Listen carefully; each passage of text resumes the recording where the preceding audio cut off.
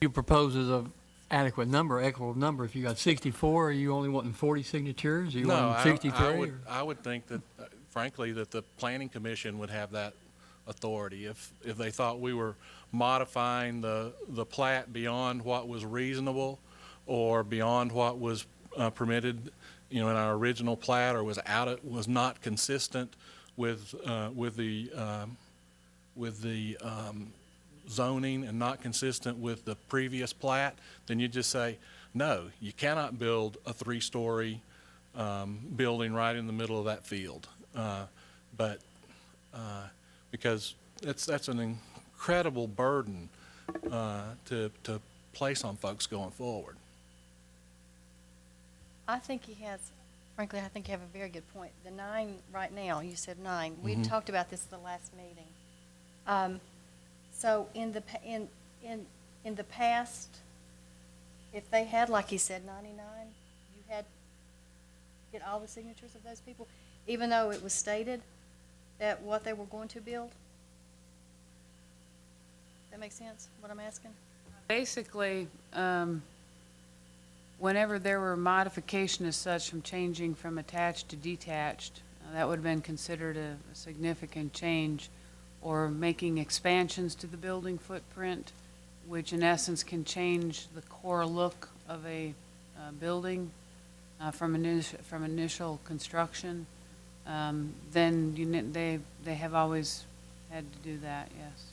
And part of that problem Ruth helped solve is, if you notice, there's just sort of boxes on there, and as long as we build inside that box. Yeah, that's what I was. As long as we build inside that box, the little bit of change in style of the house hadn't been a problem. And that's how she's tried to sort of mitigate that problem. And that's how all of the developments are, is that there's a box, it's not an exact footprint. So And then that they you're can, not holding. right, so that they can maneuver within that box with however best accommodates. In this particular case, they're changing from attached to detached. And like we talked at the last meeting, although most people may not think that that's really significant of a change, if it were the other way around, and also if somebody buys an attached unit, and they may be like, well, I don't want there to be detached unit options, because if we both have one for sale, mine will sell second, and I don't want to be in an unfair disadvantage or something. I frankly think that's way too far for a government body to Well, no, but that was part of the rationale. private landowners' business.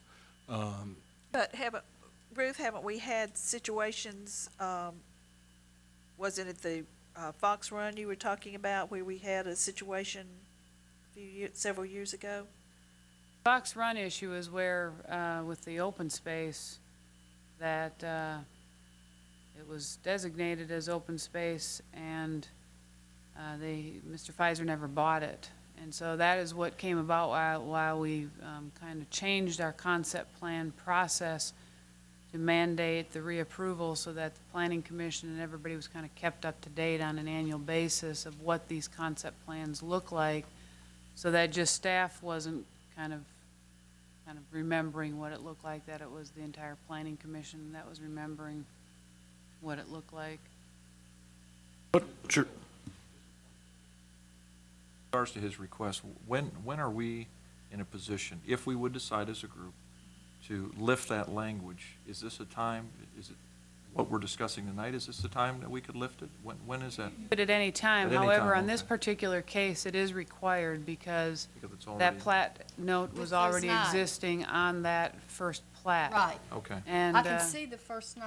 Because, Yeah, it's on the plat, and if it's on the plat, Right. we got to do it. I mean, Yes. we didn't much like it to start with, but you understand but why. it was, I mean, Now. it's on the plat. But you're saying you really don't want it. You have issues And I for the. particularly think in this kind of, I mean, I can understand if you've got, a subdivision where you've got 3.5 acre lots. Yeah. And somebody's going to go in and chop up a 3.5 acre lot and make 5 lots on it.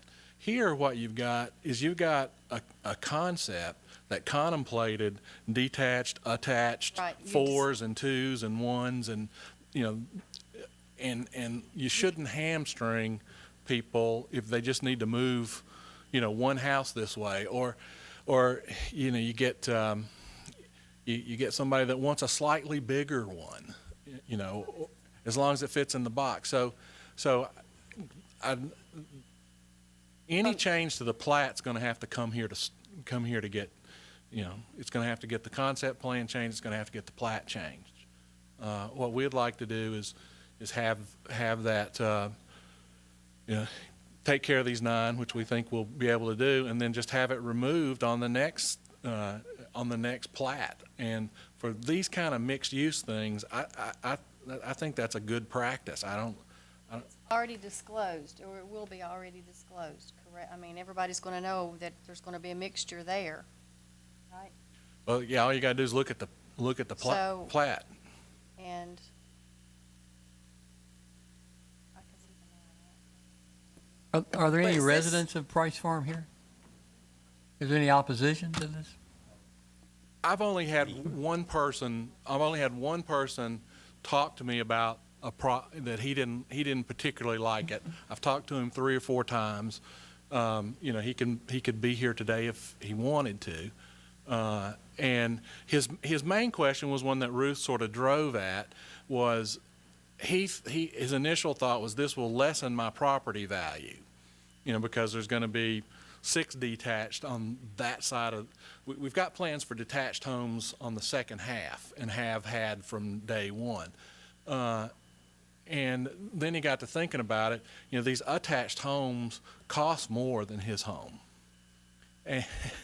And so if someone's looking for a less expensive home, he's more likely to sell his home. These 6 would be competing with his home. So I think I mean, you know, it's just thinking Yeah, through it.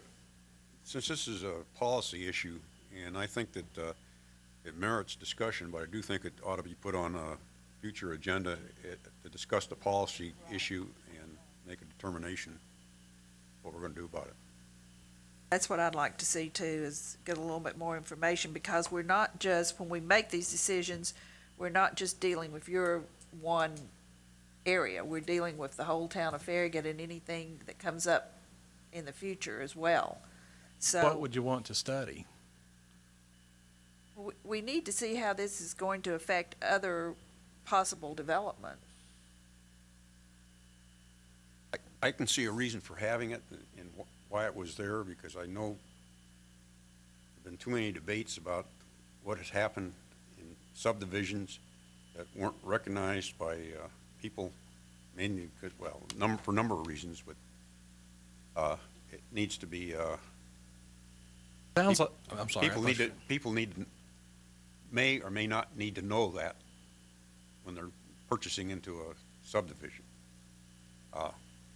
You may be correct, perfectly correct, that it can be an issue taken up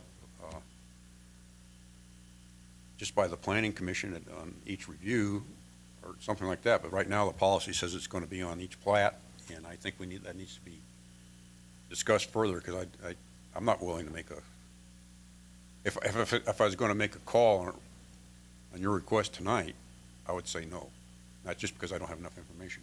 I would strongly echo what Ed just said, to give it some just maybe historical perspective too. It's one thing generically we've tried to do over the years in the town is make sure that the people were communicated with to understand what actions were being taken.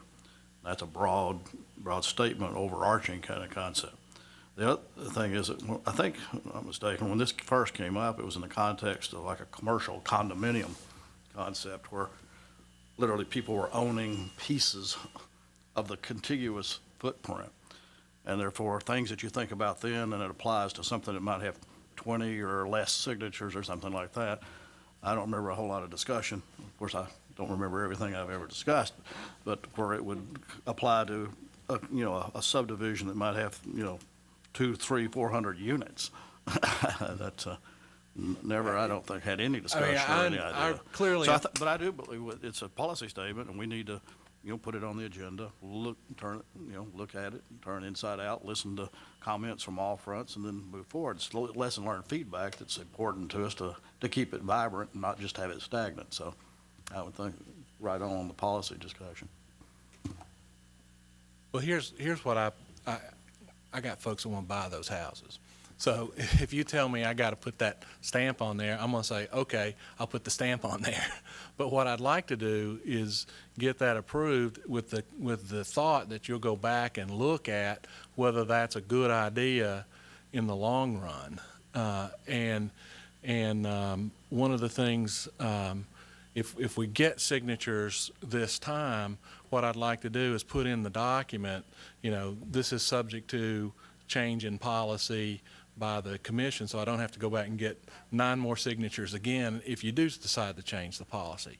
Because I think in these kind of situations where you got 99 folks and you're building essentially the same house, I mean, there's 6 or 7 styles, and everybody, when they first walk in, the first customer, you hand them a packet that has all 7 styles, and you say we have attached and detached, and here's the plan.